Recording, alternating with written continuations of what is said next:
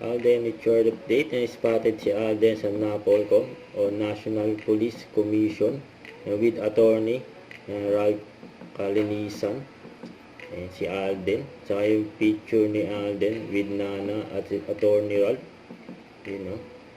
kasama din si Mama Ten, si Miss Dong, saka yung mga dog ni attorney Ralph, kaparehas ng breed ng alaga ni Alden.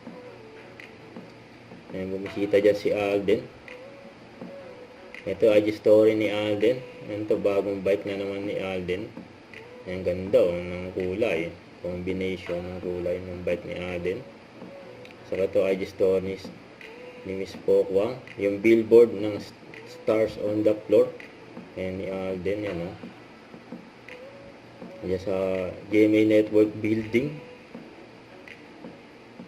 Yan ng billboard Saka ito yung behind the scene for Ribisco Crackers ni Alden.